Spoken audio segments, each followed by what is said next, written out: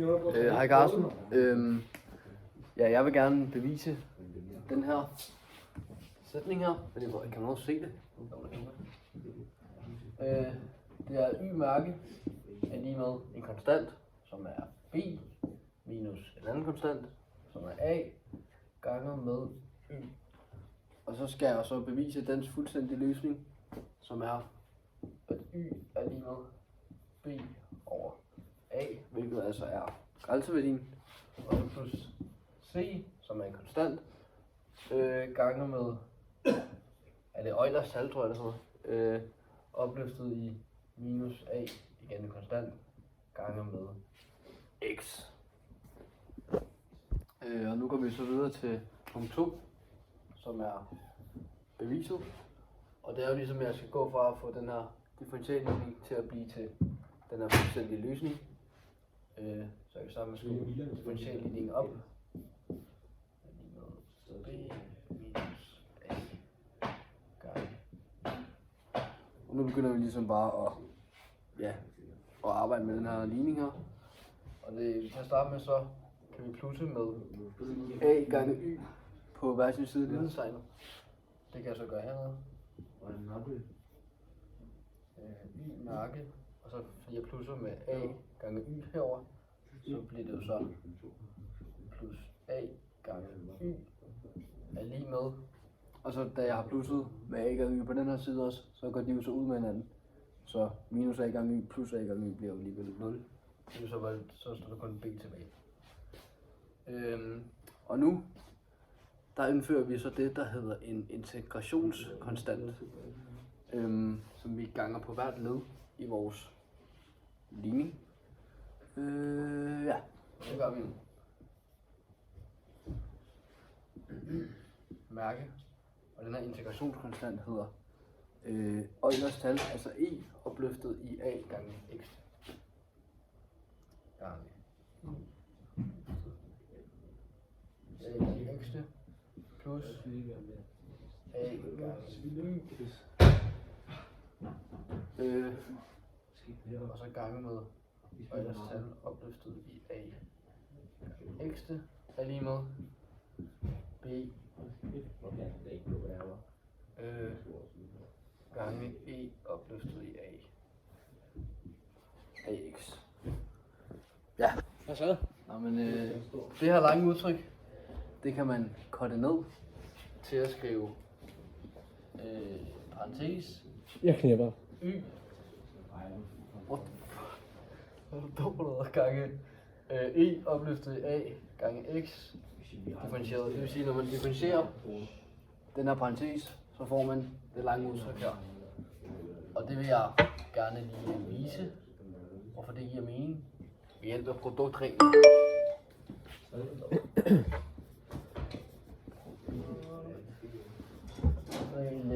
Og den regel går ud på, at når man har en parentes, man har to funktioner, så man kan skrive op en parentes, for eksempel f gange med x, og så hvis man skal differentiere dem, så vil de være lige med f differentieret, f er x differentieret,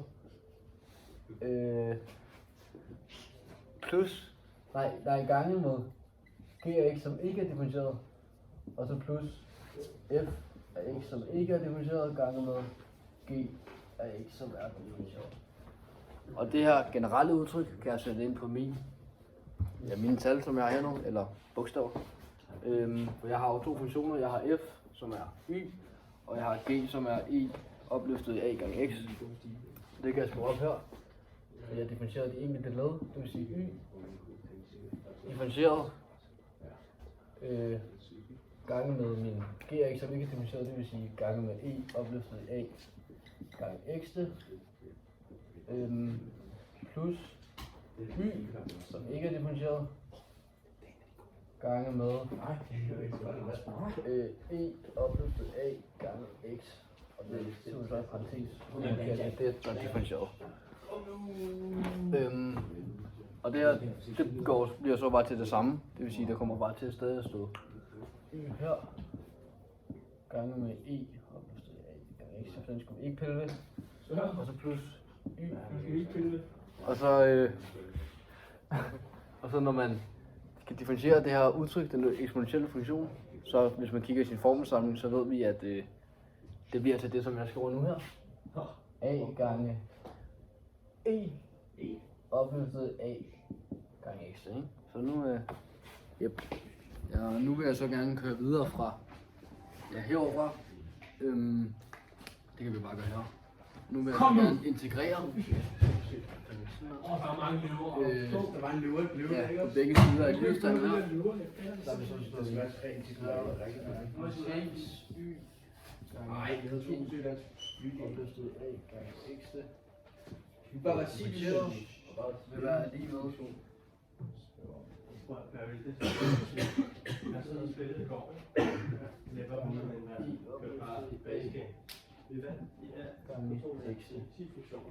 Og allerede nu kan jeg se, at jeg skal integrere noget, som allerede står differentieret. Det vil sige, at de går ud med hinanden. Altså vil der bare ende med at stå det, som der står inde i parentesen. Så det kan jeg bare lige skrive ind. Gange A gange x. Så det vil så være lige med. Og nu kan jeg kigge herover og se, at der er en konstant, som er bi. Og den skal jo så ikke integreres, så den kan jeg skrive uden for integrationstegnet, kan man sige. Og man skriver så i og det her. Ja, nu skal jeg vide. B, og det er så gange med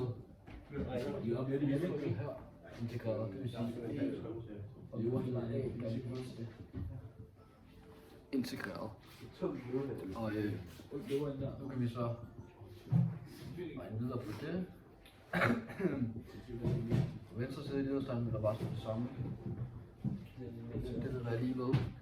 Og så nu ved vi jo, det ved vi allerede i forvejen, at når man integrerer en eksponentiel funktion, så vil der ende med at stå følgende.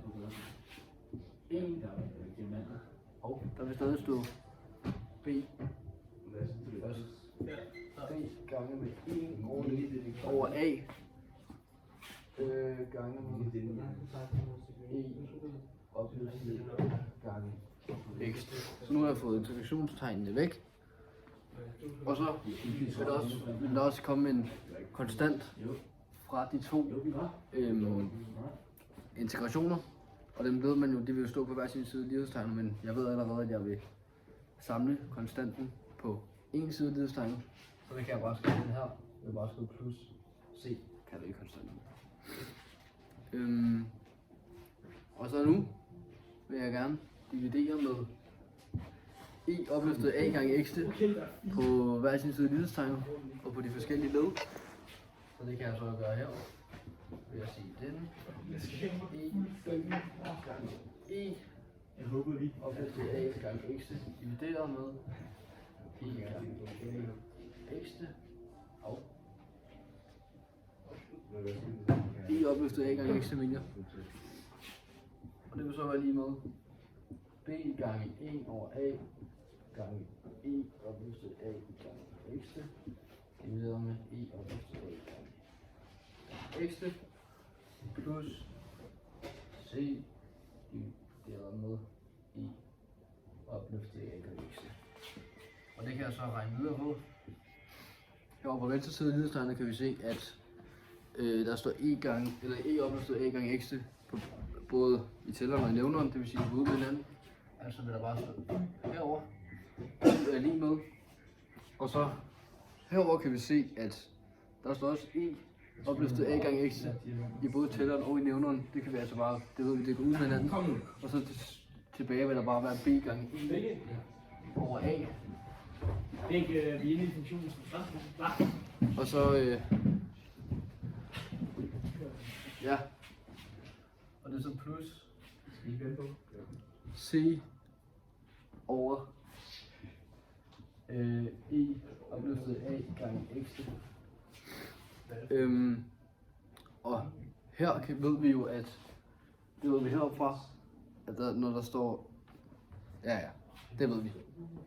Det forstår jeg ikke. Det ved vi bare. Så vil det ende med, at man skifter fortegn på A'et her.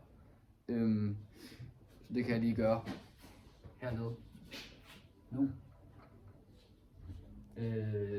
Fuck, jeg kan ikke finde over det. Undskyld for min tekniske fejl før her, men jeg vil selvfølgelig bare sige, at når vi ved, at vi har en konstant over en funktion, så har vi vores regel heroppe, hvor altså i det her tilfælde står der 1 over n, men i vores tilfælde er bare c over e opløftet a gange x. Det vil være lige med n, hvor at potensen ligesom er minus, det vil sige, der vil stå minus e. I det her tilfælde vil der stå minus a gange med 1, som vi så ganger på op i tælleren. Sådan der bonus, vi har lagt ind. Og det kan vi så skrive videre hernede, hvor der så vil stå ja, e vil så bare, ja, a vil så bare stå i minus, potensen vil stå i minus. Der vil der stå det samme udtryk.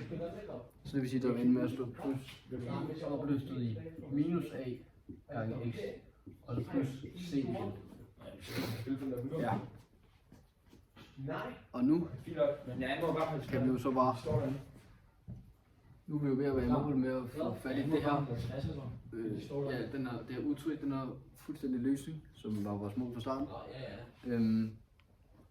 Og det ved vi så bare her, at b skal ganges på op i tælleren, for ligesom at få præcis den der. Og så kan vi bytte rundt på c og funktionen.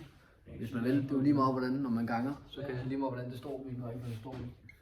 Så det vil så til slut være lige med y er lige med b over a plus c gange med e opløftet i minus a gange x.